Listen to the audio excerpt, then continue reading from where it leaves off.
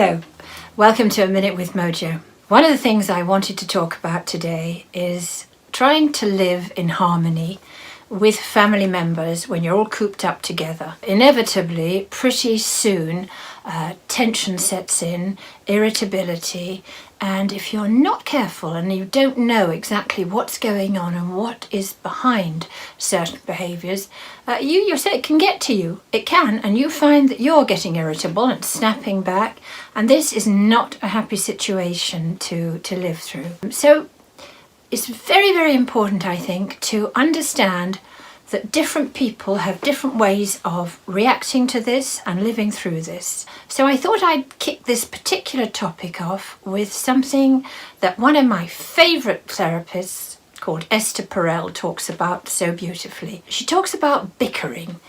Bickering between a husband and a wife, between you and your companion or boyfriend, bickering amongst your children towards you, you towards your children. And in point of fact, part of this is a really constant nagging and grumbling. You know, as when you've been shopping, you've carted all this stuff home, you've tried to remember everything, and someone starts on the one thing that you've forgotten.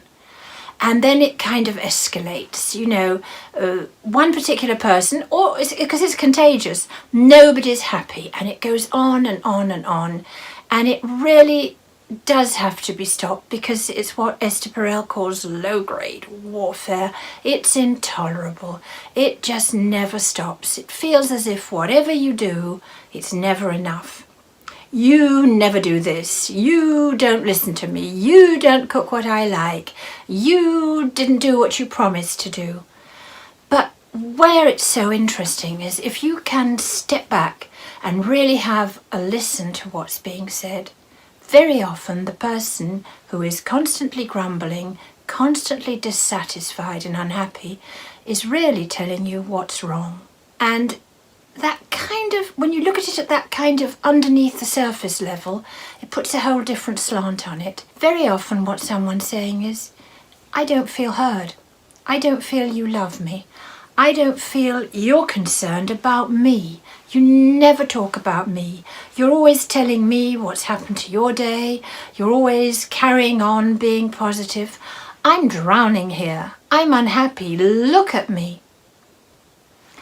I've been through this quite frequently, and when you look at it that way, sometimes in point of fact, you think, yeah, you know, maybe they do have a point. Maybe I can see now why they might not feel listened to, why they might not feel loved. Maybe I am using them to tell them all the things that are going wrong. Before I've even asked them, you know, hi darling, how are you? What's your day been like? Tell me about it. Another couple that I really love you to go and have a look at and listen to because they're absolutely fascinating are John Gottman and his wife. They've had a family therapy institute for many, many years, and John Gottman for years studied couples, and he can predict, I think with 98% accuracy, just by sitting in a cafe and listening to people, which couple are going to be together in 2 or 3 years or not. And one of the things that he says is, it's so important sometimes when somebody's going on at you and unloading to hold your tongue. Or whether you're going on and grumbling at somebody with you never, I can always depend on you to let me down. I mean, stop. Both of you stop and just think, you know, hey, we're particularly at the moment in a very, very unstable situation. Let me reframe that. Instead of saying, you never take me to the cinemas, you never invite me out to a restaurant, say, you know, darling, I would love it if you could take me out to see a movie like we used to. I'm feeling tense and everything. It would mean a lot to me. Or, sweetheart, thank you for doing the washing up again. You know, when I'm so tired and all I want to do is flop down in a seat, it's lovely that you can do that for me. Now, if you can take that idea and just run with it, and instead of snapping and let people get to you, just turn it round. You know, maybe your adult daughter who's stuck a long way is living through something really different and sad and everything, and she really does need you to say, hey darling, How's it going? What's happening for you? I'm here for you. Tell me about it. Maybe your teen needs you to say, hey, thank you, that was lovely. You laid the table, you cooked dinner. You make me feel really loved when you do that.